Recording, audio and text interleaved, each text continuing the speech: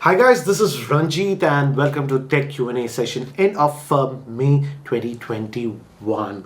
And again, a bunch of questions that I got from you. Will be answering that. And guys, if you're still not subscribed to the YouTube channel, hit that subscribe button. So get on with this. And the first question is unique. I've taken a bunch of question mixed, not just smartphone. This is a chip related question. We all know that we're having chip shortages. So Yogesh asked this question: with the chip shortages, will companies stop manufacturing multiple phones with some minor tweaks and releasing them again, particularly in the mid-range market in India? Yes, Yogesh, there is chip shortages, and in fact, if you notice, this has affected to, Qualcomm mid-range smartphones quite a bit.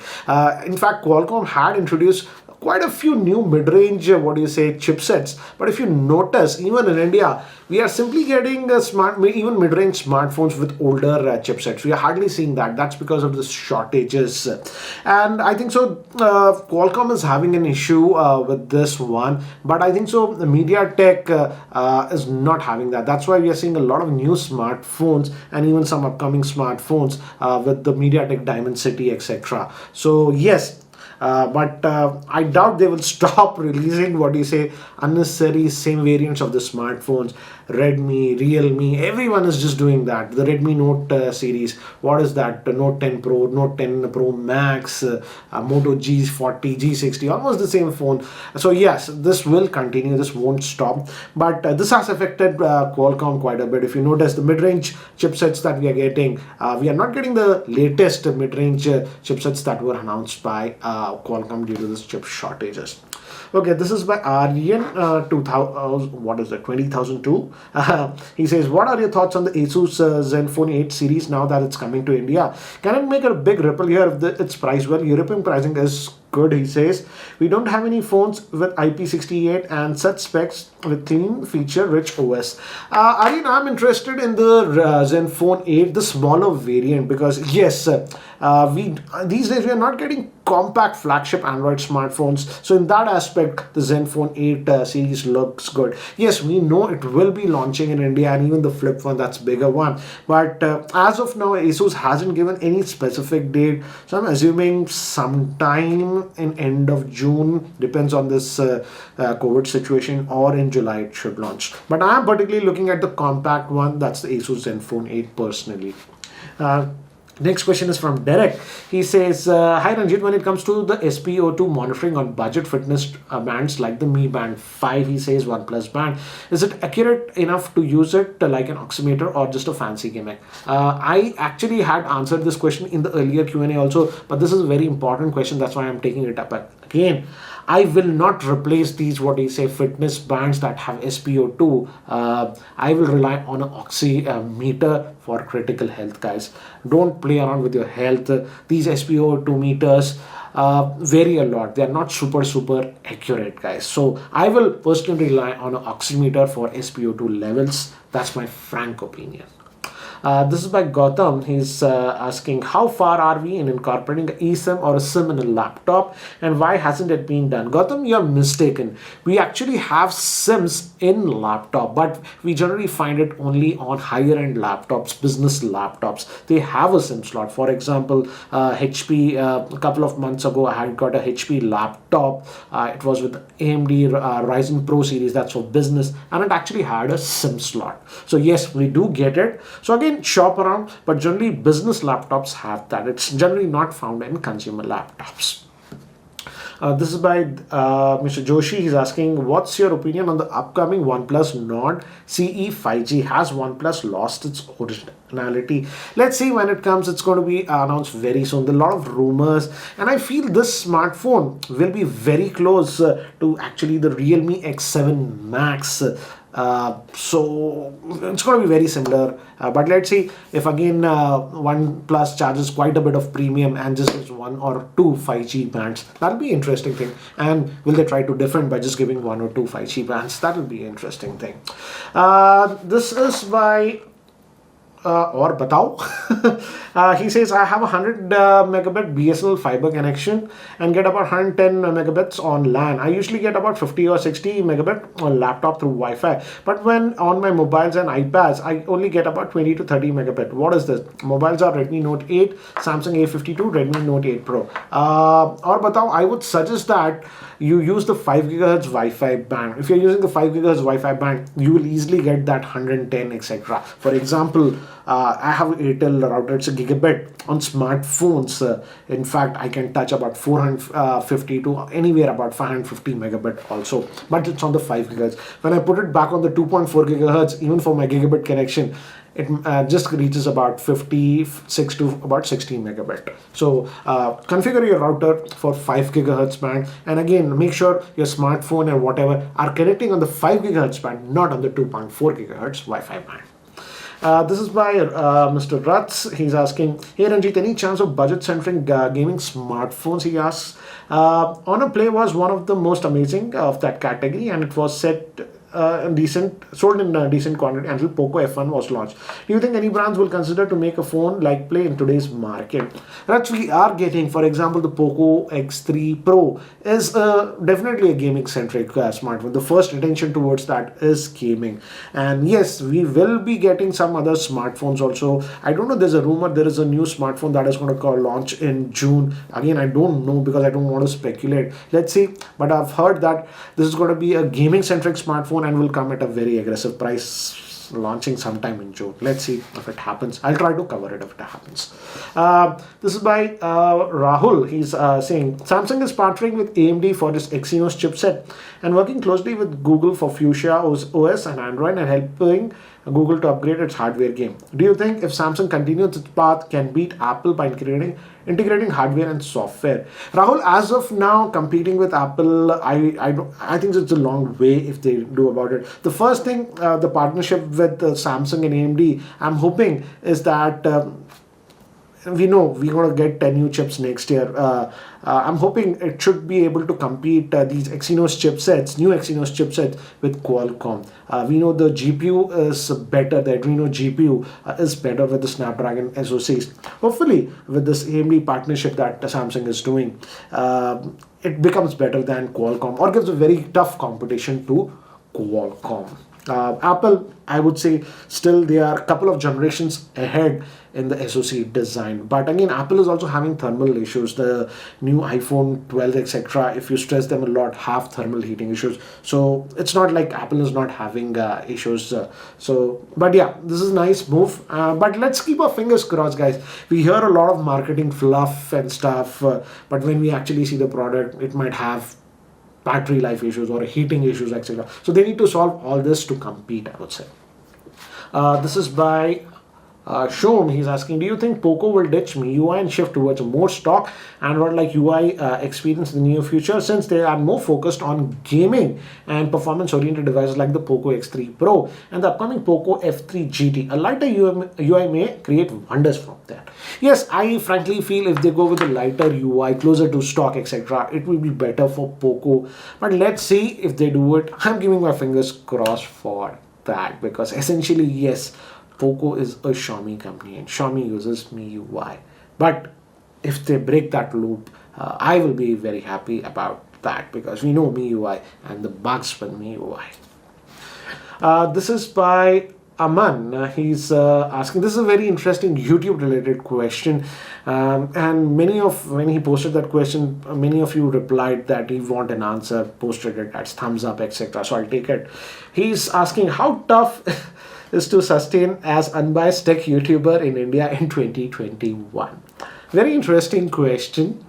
I would say be ready to get blacklisted and banned with some companies, and be ready to buy some devices if you don't get review units and stuff. If you're mentally ready for that, then you can survive. But if you expect and are at the mercy of the company for its review units or whatever, that way the PR can bully you and whatever. So I would say keep an open mind and be ready. I would say that some brands will blacklist you or ban you, and you might have to source those products, etc., on yourself. For example, when I started YouTube, almost for the first 4 years, I had to buy all devices. Now, after 11 years, almost 10 and a half years, it's sort of back to that. Still, now again, I have to buy a lot of devices because some of the companies have blacklisted and banned me, but it's just okay. Anyways, moving to the next one. This is by Amit. Looking at the current ad situation in mid-range Android phones, what do you feel is going to change anytime soon, or it's going to get even worse? Ad situation in mid-range smartphones. This is an interesting topic. In fact, I had made a dedicated video about this a month ago. I'll leave that in the description, and also I try to add a card about that. And yes, it's gone pretty bad. It started with Xiaomi a couple of years ago, almost 2 years ago. But now we are getting, it has become bad. And now even Samsung has started giving sort of ads stuff in their mid-range smartphones. That's the M series, A series and stuff. And what they are now, some of the brands are doing is that with OTA updates, they are actually inserting new apps, etc. So you just can't, if you want that update, you know that junkware will be installed on your smartphone. So these sorts of tactics have become really bad, and I think so this is going to continue for some time. I hope it stops. You guys complain about it, guys, because we all, the me fanboys, etc., Xiaomi fanboys defended that, and see what is the situation now. Every other brand is actually trying to include ads, some sort of ads or other, except Motorola and Nokia, I would say, and Asus. But Asus is no longer there in the mid-range smartphone market, so I would count it out. But yeah, I don't think so this is going to change anytime with Xiaomi, Samsung and Realme. That's what it is, guys. This is by Atul. He is asking, OnePlus 70 got a new OS update, but still there are so many bugs which they claim to resolve, but they haven't. Call interface delay, display frequency issues. So what do you think is the next big competitor for Samsung in Android section, since OnePlus is no longer a customer-centric brand? I think so you framed the question wrong. You're feeling since OnePlus has lost its game, you say, who's the next competitor to OnePlus? This is an interesting question, and there can be a few. For example, I feel Xiaomi has a chance, but Xiaomi, being typical Xiaomi, screws up things. They'll want to launch so many devices, so they don't try to make one good perfect device. The example is this Mi 11X. I was testing this smartphone, used it for 2 weeks. Excellent smartphone for the price. Snapdragon 870, build quality is decent, feels nice, etc. But they got some of the basics wrong. The volume rocker wobbles, the build quality is an issue, and basic things like calls. The proximity sensor is so bad that it actually annoyed me when I was testing this. So I wanted to pull away myself because the proximity sensor was wrong. So it's typical Xiaomi. They try to launch so many devices. Every 15-20 days they want to launch one device. If Xiaomi can concentrate and build better devices, then I feel they can give a tough fight to OnePlus. And again, they have to tweak the MiUI. Their love with MiUI is destroying them.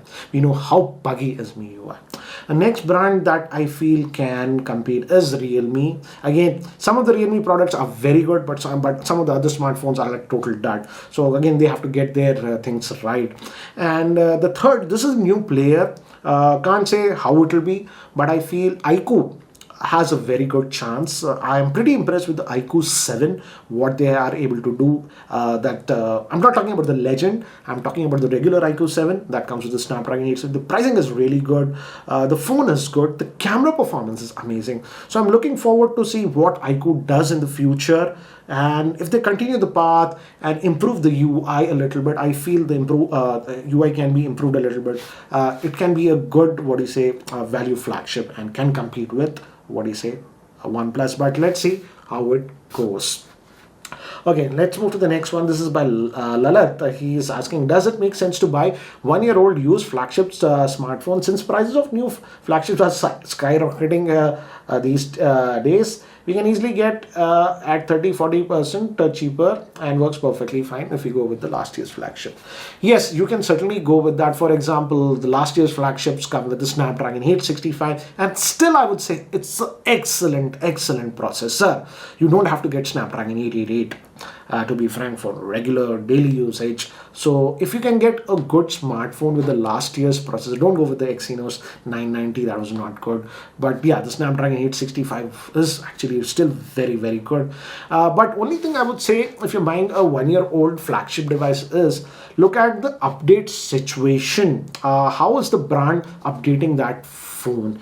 Is it updates are good or not? Because lately what I'm seeing is some of the brands are adding unnecessary bugs with the update to make the device outdated. For example, the Oneplus 7T, many users are still complaining the update that came about 2 months ago crippled the phones. So again, beware of that. If you look at the phone and the update situation is good, then certainly you can look at it. But again, be very careful when you are updating older phones more than 1.5 years ago. Be skeptical about the updates, because you think every update will improve the performance of the phone, but the reality is very different. Some of the updates actually slow down the phone, add bugs. So that way you have to be careful.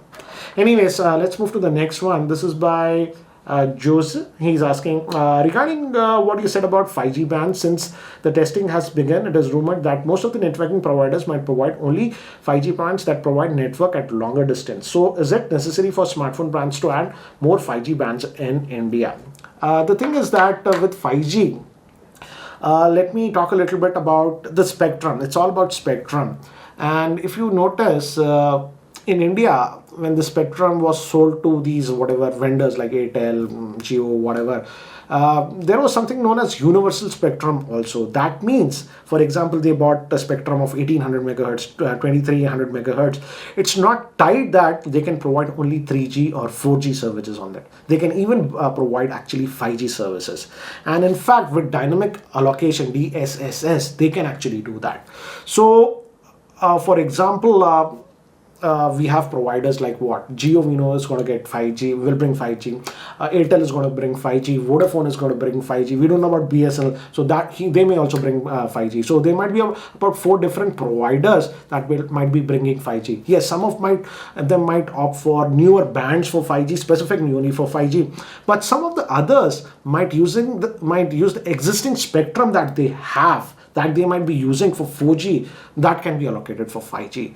So you might say, yes, that's great. But even if your smartphone has to catch that 5G, signal, even the existing, let's say 1800 or 2300 megahertz band, it should have that radio antenna for that 1800 or 2300 megahertz band. That is why I'm shouting at top of my head. Having just 1 or 2 5G bands simply does not make sense, and it's cheating. So if you want, because many of the providers, for example, Vodafone is as a crunch of crash, they might try to reuse the existing spectrum that they have for 5G, and this can be dynamically done actually. And in fact, providers have done that earlier also with 3G and 4G. So the network can dynamically allocate the same frequency for 5G users also. But your smartphone hardware should support that. That's why I would say you need n number of 5G bands. Just having 1 or 2 5G bands will not suffice to you. And let's say you have 3 or 4 providers are having 5G, but they might use, all of 4 might use different bands, whatever frequencies. Some might use 2500, other might use 2300, other might use 1800. So if your smartphone does not have that radio band, how will you get that signal? Anyways, I won't argue about it, but it's a sham. I would say smartphone brands giving just 1 band or 2 bands of 5G and calling it a 5G capable smartphone. Anyways, let's move to the next one. This is by Aman. He's asking, is tech journalism only meant mobile phone reviews? Nowadays it is more. It more or less seems like that. There are so many gadgets, but only few are talking about it. What are your thoughts about it? Aman, yes, I get your point, but the thing is that in India specifically, the traction of smartphone is almost 5 to 10 times more compared to other products. If you just recall, about last week, 2 or 3 videos ago, I had actually posted the video of the Asus ROG X13 Flow, which is one of the most powerful 13-inch laptops in the world. And see the amount of views that it got, not even a lakh. But if it was a new smartphone, the similar video would have got 4 or 5 lakhs. For example, this is the case with other accessories and stuff also what I've reviewed. So smartphones get a traction of almost 7 to 10 times compared to other gadgets. But I do try to include stuff. For example, I'm actually currently testing a very interesting monitor. Personally, I'm liking it, so I'll try to post a video about that, but I don't know how many views it will get. I also have one more TV that's a budget-oriented TV, and I feel the performance is good. So I do try to put out some non-smartphone videos also from time to time. But the simple fact is that the traction that you get on a smartphone related video is 7 to 10 times more comparable to other products. That's a simple fact, guys. And the YouTube algorithm revolves like that. If you're putting content on video that does not get a lot of views, your channel will simply not grow. That's the frank answer. Anyways, let's move to the last question. This is by Dinesh. He's asking, are you interested in electronic vehicles? I think so. You're implying electric vehicles. If yes, can you share your thoughts on why isn't there any considerable growth in EV market in India? I'm just amazed by the Ford F-150 Lightning that was just launched. That was launched in US. Very interesting question. I am actually interested in EVs, that is electric vehicles. I want to own an electric car, but right now if you look at it, in India, very few options that we have. We have the Nexon EV, but again, EVs command a significant premium, I would say, in India. If you also forget about the premium, the problem is, where do you charge? For example, I live in one of the best, gated societies in Hyderabad. It's a very big society. But still, even in this society, which is rated among the best in Hyderabad, we don't have EV charging slots in our society. So if I buy an EV, where will I charge? This is a big problem, I would say, for a lot of people who live in flats. Of course, if you have your own bungalow or something, that's not an issue. But I feel in India, most of the people lives in flats, and even in bigger societies, premium societies, we don't have options like that. So I think so. The first thing is we need to have solutions for charging that are practical. And second thing is the cost. The cost of EVs are actually very, very high in India. For example, there are rumors that the Tesla Model 3 will be coming to India this year, hopefully. I'm just hoping. And let's say the Model 3 is about 40,000 US dollars. But I'm hearing that by the time it comes to India, the costing of that car will be close to about 60 to 70 lakhs. And you see the price gap difference. So unless the charging solution becomes way easier in flats, everywhere, outdoor, etc., we have fast charging solutions, and the cost of the EVs come down, I don't think so there'll be huge adoption. I feel that eventually the cost will come down because Indian players are jumping into it. For example, Tata has done an incredible job with the Nexon EV, I feel. If we move a couple of years forward, I'm pretty sure they'll be releasing a lot more EV vehicles and the cost will come down a little bit. But the charging solution also has to be seamless. Because if you just can't charge your EVs properly, you can't expect a person like me just for charging has to go about 10 kilometers from here and put the vehicle to charge for 3 hours, 4 hours, wait over there and come back. So these are some of the things that need to be solved. I feel government has to put up a lot more EV solutions, and also in very big societies and communities, they should take an initiative of having a separate section for EV charging. Once this is evolved, I feel EVs will take over. It's just a matter of time. I personally want to actually own an EV, but again, the charging solution is something that is a big question mark to me. And again, the costing also is a big question. Hopefully, this will get ironed in the next couple of years. Eventually, EV is the future, but I think so it will take a little bit of time in India. So anyways, guys, these were some of the tech related questions that we got in this Q&A session. We'll be doing this again sometime in June. So if you're still not subscribed to the YouTube channel, hit that subscribe button. Anyways, guys, this is Ranjit. Take care. Catch you later.